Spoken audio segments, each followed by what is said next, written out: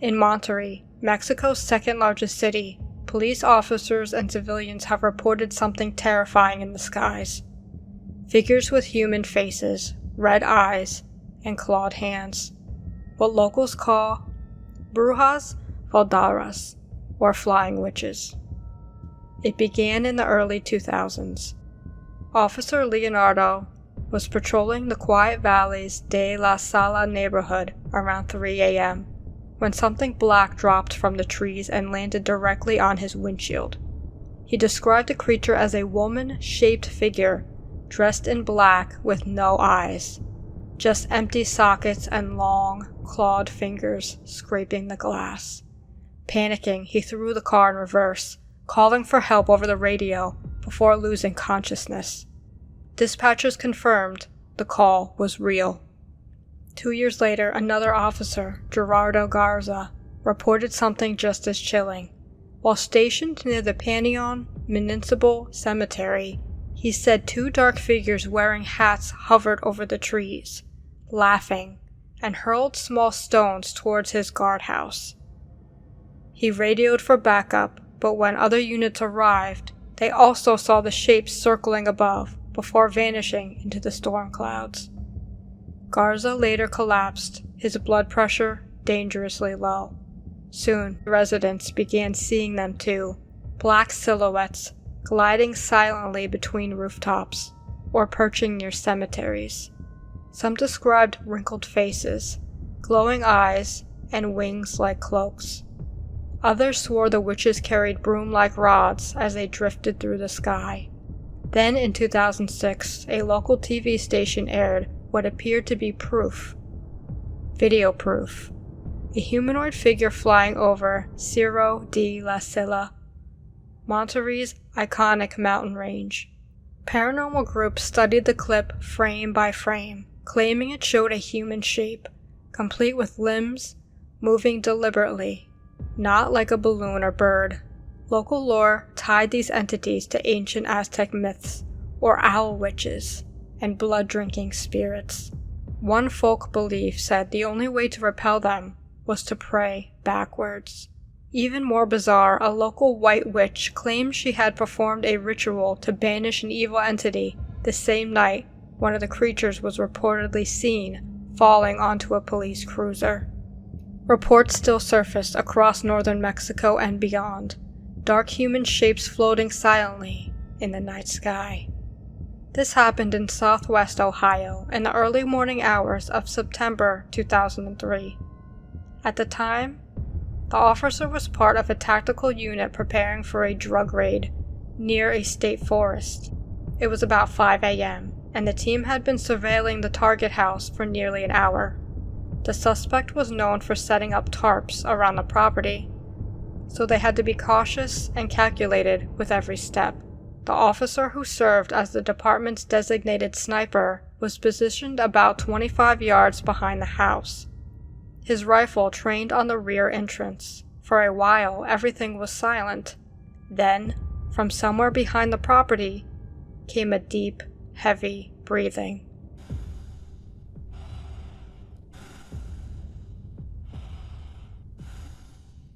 At first, I thought it was the suspect, he said, but what I saw through the scope wasn't human. In his crosshairs stood a massive, hair-covered figure, hunched and rummaging through a pile of garbage. As he watched, the being suddenly stood up straight, more than 7 feet tall, with long, dark hair covering its frame. Its skin, where visible, was almost black, and its nose was broad and flat. It looked right at me, the officer said. Then it raised an arm and pointed, like it knew I was there. The creature began snorting loudly, its breath visible in the cool air.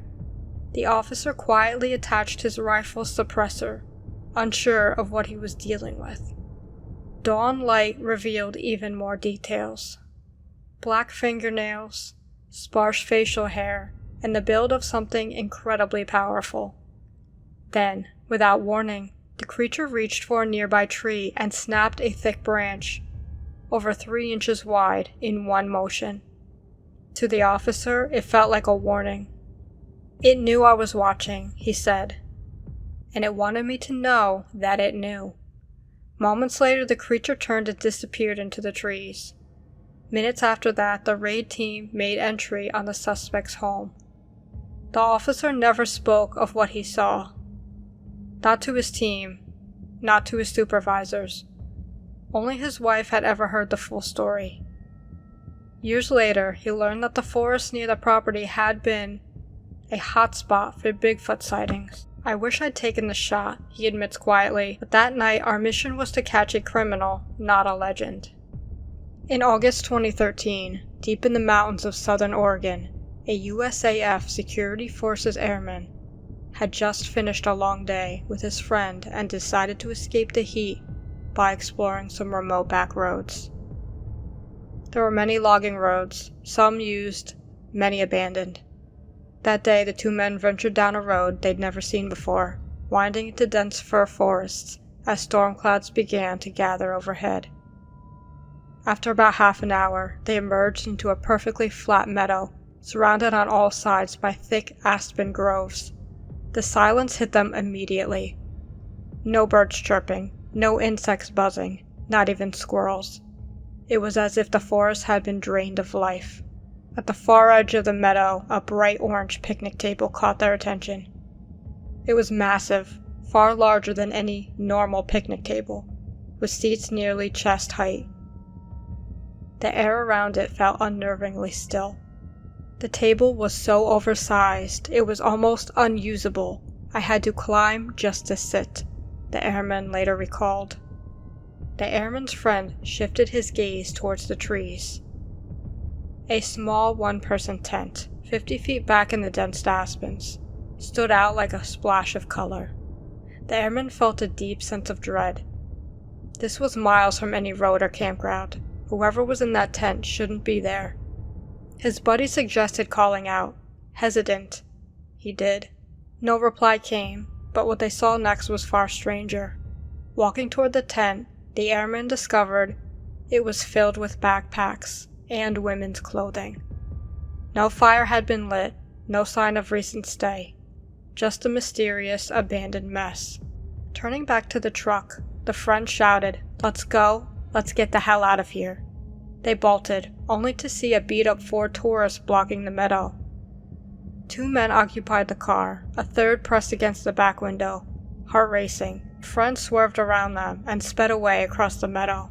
Behind them, the car struggled to turn around, but eventually they lost it and made it back to the highway.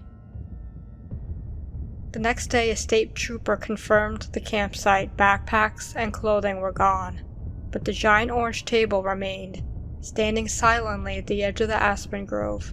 The airman never returned. Stevensville, Texas, 2001.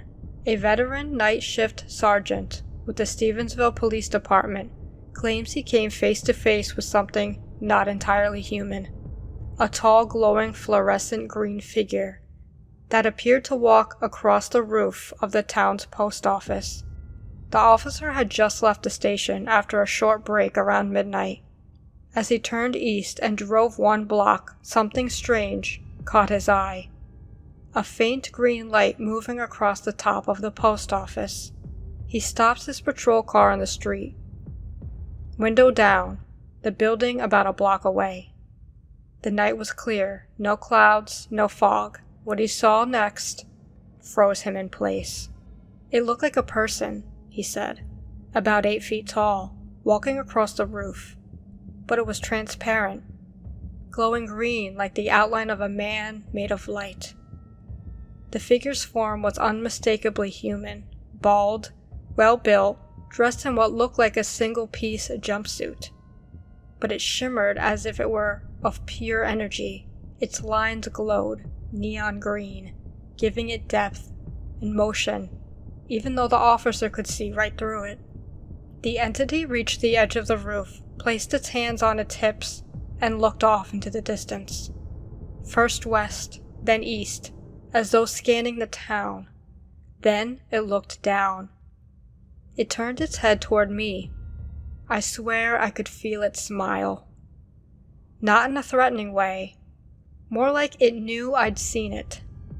The officer watched as the figure turned and calmly walked back the way it came, vanishing from view. Determined not to lose sight of it, he sped to the back of the post office and called in the fire department, requesting a ladder truck. Believing someone was on the roof, backup arrived within minutes.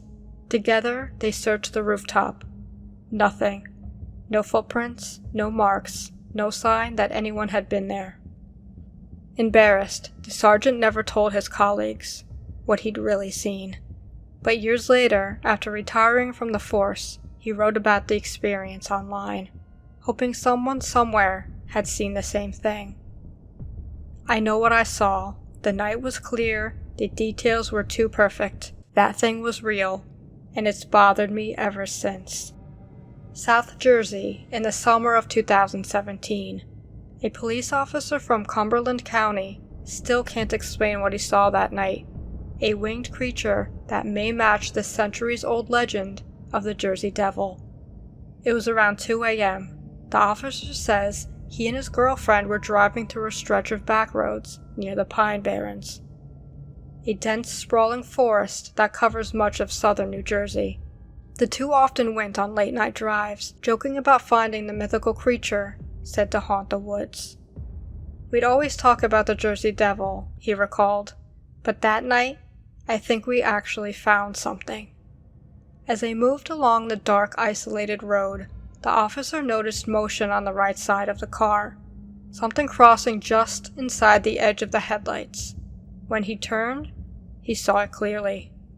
It was about 4 to 5 feet tall, covered in brown hair, with leathery black wings. I didn't see a face, just the shape standing there, like it was watching us, he recalled. Within seconds, the creature flapped its wings and shot straight up into the air, vanishing above the tree line, not gliding or swooping like a bird, just rising vertically. The officer slowed the car in disbelief, and before he could speak, his girlfriend said exactly what he was thinking. She turned to me and said, "Did you see that?" That's when I knew it was real. They pulled over, grabbed a flashlight, and searched the roadside, but the woods were silent. No movement, no tracks, nothing but the sound of the wind through the pines. The officer later checked guides on New Jersey wildlife, but found nothing even close to what they'd seen. I don't know what it was, he admitted. I've seen a lot of strange things on the job, but that night was different. It felt wrong, like something out there was watching us. He's never seen the creature again, but others across southern New Jersey continue to report similar winged figures in the dark woods of the Pine Barrens. Some still say it's a myth. Others, like this officer, aren't so sure. In the early hours of April 17, 1966, officers from the Portage County, Ohio Sheriff's Department encountered a strange, low-flying object that would become one of the most dramatic UFO cases ever recorded. Deputies Dale and Barney were investigating an apparently abandoned car when they noticed something rising near the treetops, an object bathing the area in a blinding light. I looked behind me and saw this thing coming up, to about treetop level. It was so bright it made my eyes water. The only sound was a hum, like an overloaded transformer, Dale recalled. Both men froze in terror before retreating to their car. As they drove, the object seemed to play a cat-and-mouse game, moving east while they chased it across Ohio and into Pennsylvania. Along the route, other police officers joined the pursuit, witnessing the strange craft themselves. The UFO darted, glided smoothly, and hovered, illuminating the ground below, Dale described. It came straight south. Just one motion. Smooth glide. It was like it knew we were following. At one point, the officers noticed fighter jets scrambling, but the object reacted instantly, shooting straight up into the sky before anyone could approach. Miles of high-speed pursuit, multiple officers witnessing the craft. The Air Force later identified it as a satellite and part of Venus. a conclusion the officers strongly disputed, but the official Condon report made no mention of it, leaving one of the most remarkable UFO chases in history officially unexplained.